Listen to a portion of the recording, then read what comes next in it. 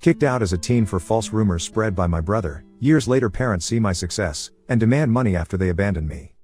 I am a 28-year-old female with a twin brother. Growing up, my twin brother and I experienced very different treatment from our parents.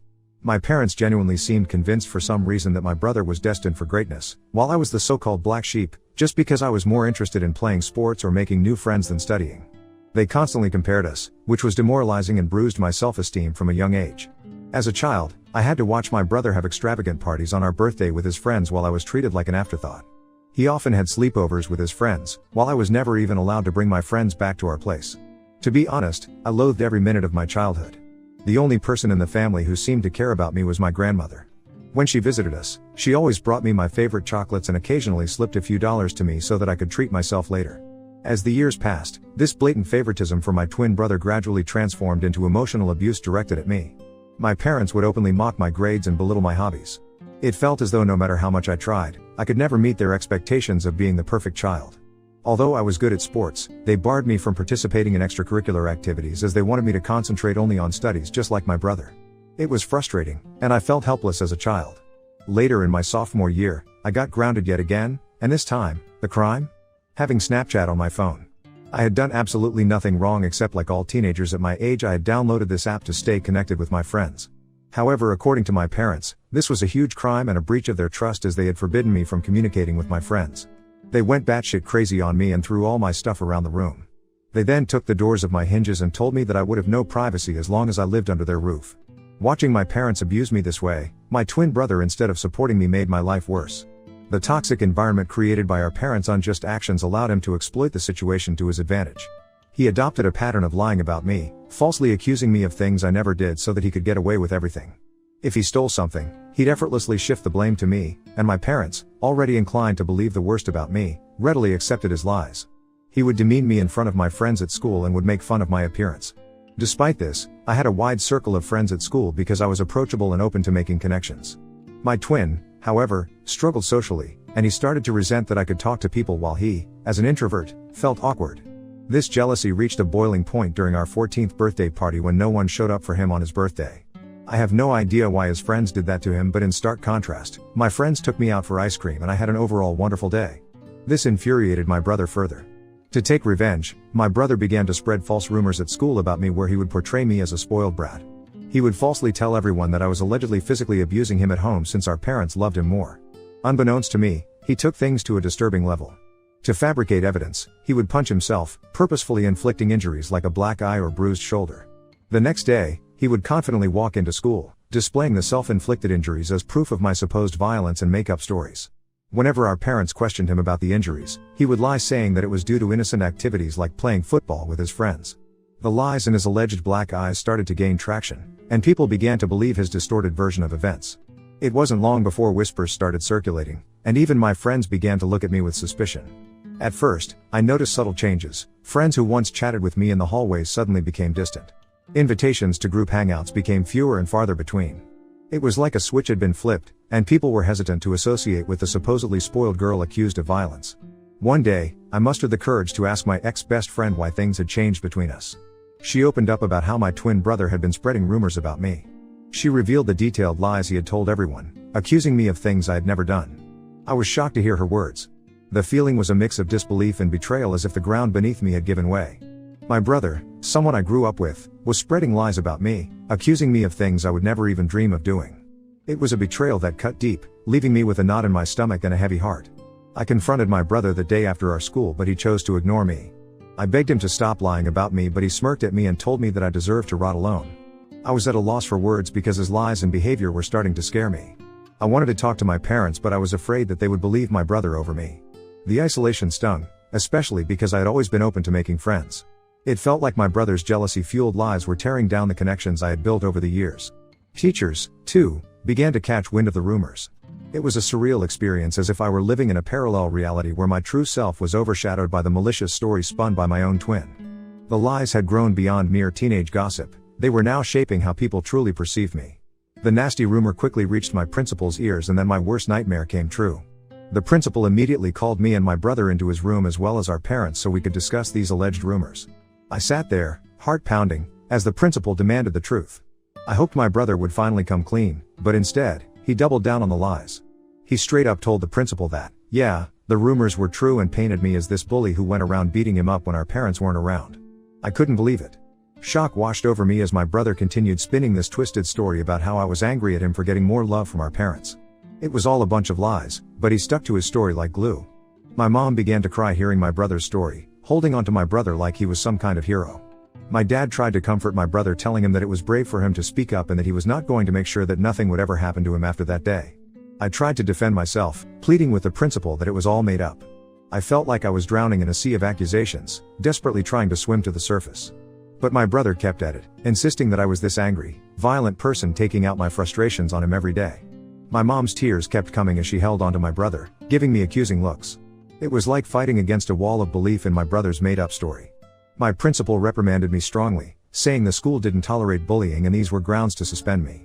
I pleaded with him not to suspend me, but he shook his head, saying he couldn't just let it slide. I begged him, tears streaming down my face, trying to tell him that I didn't do anything to my brother. The principal firmly told me that I would be suspended for 10 days so that others see this as an example to never bully anyone. It hit me hard, and I started crying even more, practically begging him to reconsider. My parents, angry and embarrassed by the whole situation, dragged me out of the principal's office. I didn't want to leave.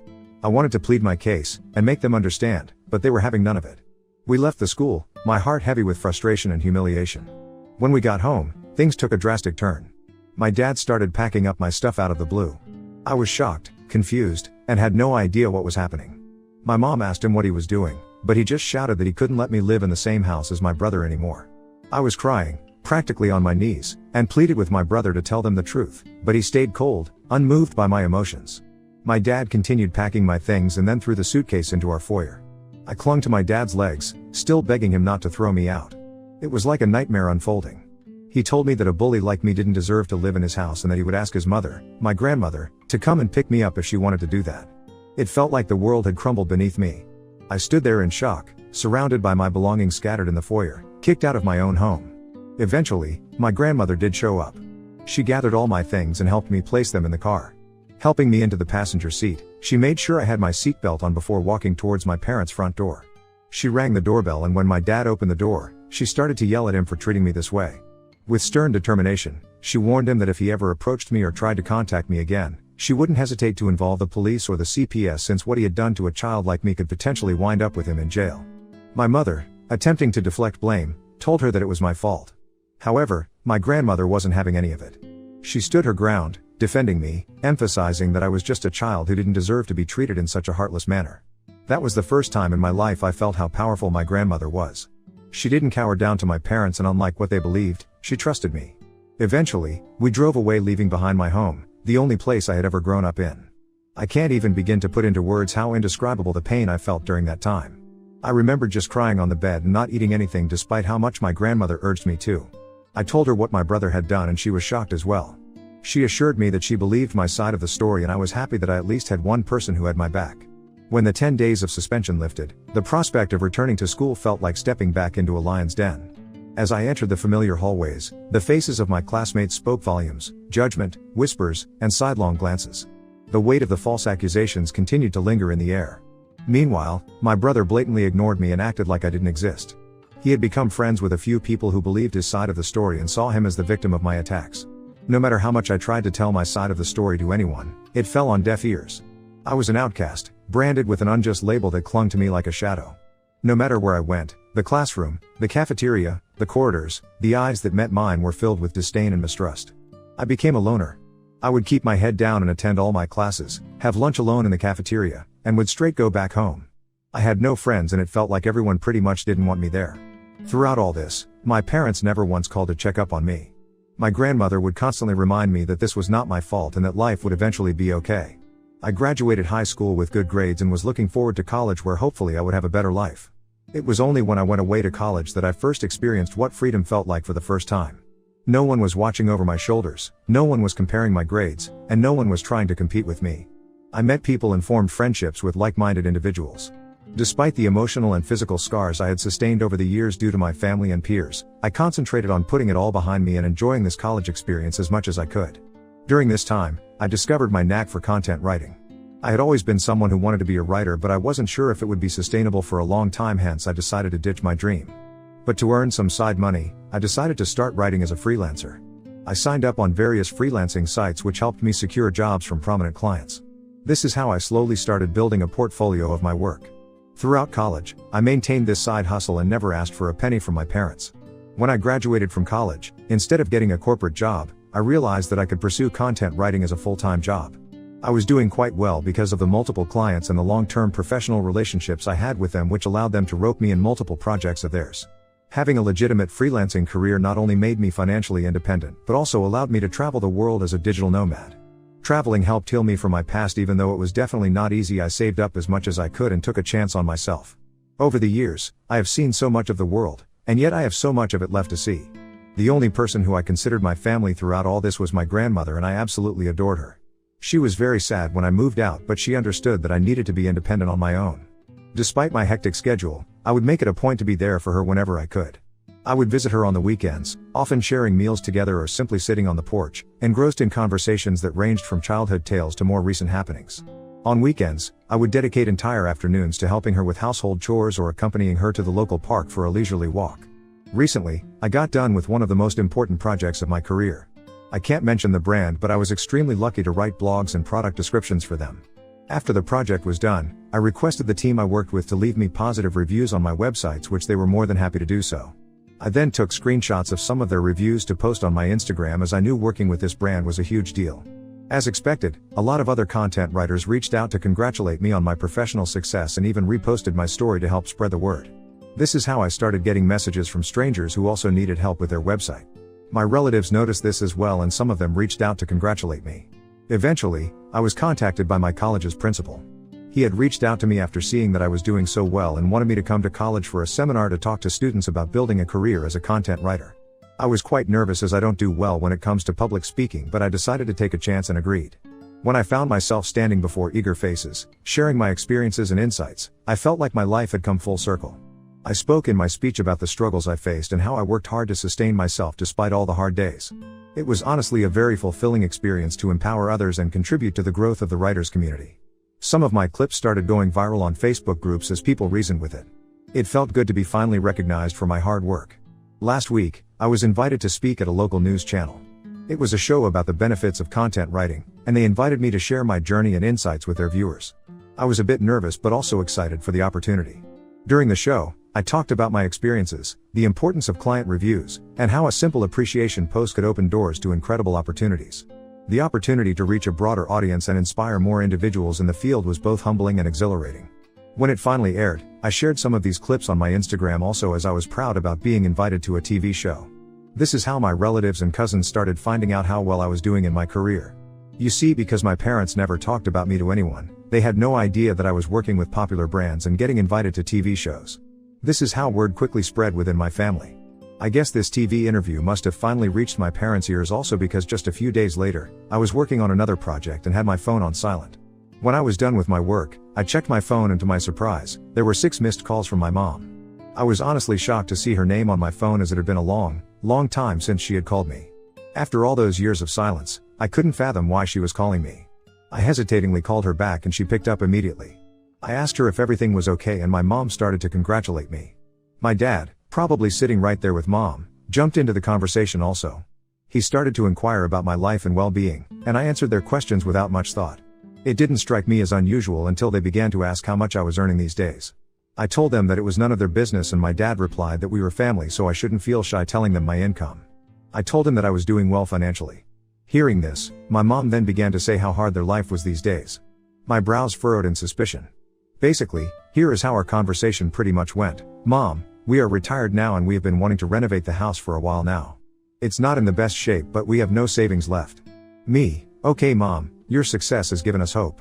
After watching your TV interview today, we thought maybe you could help us out by paying for the renovations. Dad, after all, we are a family. You shouldn't hesitate to share some of your earnings with us. We can really use your help. Me, are you joking with me? Why are you asking me for money when you haven't even talked to me for years? I don't know what made you decide to reach out to me, and while I appreciate the congratulations, I am not going to help you out in any way. Hearing this, my mom started saying how I was being a bitch and that I needed to support them as a family. My dad also added that as my parents, they deserve to be looked out after and that this was the least that we could do. I was so pissed at this that I wanted to give them a piece of my mind. I suddenly got an idea that instead of just arguing with them, I should teach them a lesson forever, thinking that they could mooch off me after mistreating me all those years ago. I told my parents that I was willing to help them if and only if they agreed to my demands.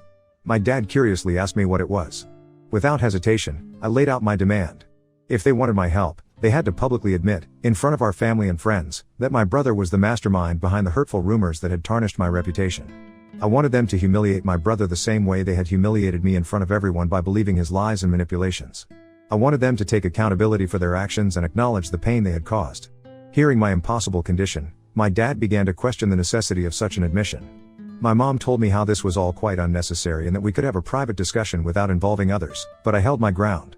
This condition was non-negotiable, a prerequisite for any assistance they wanted me to offer them in the future. As the tension escalated, my dad raised his voice, asserting his role as my father, and started to emphasize that it was my duty to help my family in need. My mom, in a last-ditch effort, urged me to do the right thing and help them, emphasizing the years they had spent raising me. I couldn't help but find irony in their sudden appeal. I reminded them of the past, of the fact that they had kicked me out and it was my grandmother who had raised me, not them. They started to get more and more agitated, but I told them firmly that if they wanted to establish contact with me and seek my financial assistance from now on, then the truth needed to be acknowledged publicly and my brother needed to face consequences for his actions. Since this conversation, my parents have been trying to incessantly call me, but I am ignoring their calls. I am starting to regret even calling them back that day. I would like to know if I would really be in a hole if I didn't help my parents at all? Update 1. It's been a whirlwind of a week since I last shared my story, and the support and encouragement I have been receiving from everyone has been overwhelming. It's heartening to know that I'm not alone during this time. I am glad that everyone agrees that I should not engage with my parents or even consider helping them out after what they put me through. The reason I even gave them such a condition was because I knew it was pretty much impossible for them to do it. I know they love my brother too much, and despite the fact that they might have found out by now that it was all his lies, I know they will never put him through what they put me through. Today, my brother sent me a nasty text message after my parents again tried to contact me and I refused to pick up their calls. This is what he wrote. "Hey sis, it's been a long time since I saw you and I can tell you that every day without you in my life has been great. I heard that mom and dad reached out to you and you gave them a crazy ultimatum. They are never going to go through with it, you know that, right? They clearly never loved you and they will never do anything to hurt me. I admit that I did lie about you 15 years ago, but it's been a long time since then. So stop being so selfish and try to move on from the past. You are unmarried and childless anyway, so why do you not want to help them out by paying for their repairs and renovations around the house? Do the right thing and be a better daughter." Seeing the message felt like a stab to my chest. The audacity to dismiss the struggles I had faced and the conditions I had set spoke volumes about his lack of empathy. The attempt to guilt-trip me by emphasizing my unmarried and childless status added another layer of insensitivity. His insinuation that I should prioritize their needs over my own well-being was not only offensive but also highlighted how little he thought of me. Fueled by frustration and a strong desire for justice, I decided it was time to take matters into my own hands and reveal the truth that had been hidden for too long. I sat down to write an email to my parents and close relatives, sharing the painful details of my childhood and the unfair treatment I had endured while growing up at my family house. In the email, I described the strict and oppressive environment I had under my parents' roof and how they treated me compared to my twin brother. The email also delved into the malicious and completely untrue rumor my brother had spread about me in school, which had led to severe consequences and affected my reputation. I wrote how my parents had kicked me out to the curb and had it not been my grandmother I might have been dead in the streets by now. Towards the end, I asked everyone to read a message my brother had sent me. I attached a screenshot where he admitted to lying about me. It was a clear confession that I hoped would expose the lies that had persisted for too long. I sent the email just an hour ago and I know that all hell will break loose once my parents and my brother read it. I will update you next regarding how my family reacts to my email. Update 2. It's been a month since my last update and a lot of things have happened this month. As you can imagine, my family did erupt after receiving the email. My parents have received criticism from relatives, who were previously unaware of the extent of the favoritism and emotional abuse. A lot of the family members reached out to me telling me that they had no idea about all this and apologized to me for not being there for me. My brother and my parents sent me a barrage of text messages that were starting to get more abusive and violent, so I decided to reach out to a lawyer who sent them a notice of cease and desist. It basically warned them to not contact me further, and if they did, they would have to face dire legal consequences. I guess this must have scared them straight because they stopped contacting me. My grandmother thinks I have done the right thing by letting everyone know what happened and supports me 100%. She is the only person who matters to me, so I am glad she has my back. Update 3. It's been 2 months since my last update. I am happy to report that everything in my life is going well for now. Professionally, my content writing business has been flourishing. The invitations to speak at seminars and podcasts continue to roll in, solidifying my position as a respected figure in my line of work. I am as close to my grandmother as ever. I took a 1-week break from my work recently so I could spend some quality time with her. She is into gardening these days and educated me a lot about various flowers and herbs in her garden. The moments I spent with her, whether sharing meals, engaging in heartfelt conversations, or simply enjoying each other's company, are my favorite and cherished memories. My family has not contacted me after the letter they received from my lawyer, so I am happy that they are staying away from me. Personally, I have started going to therapy, so hopefully I can work on healing myself. I think this will be the last update for now.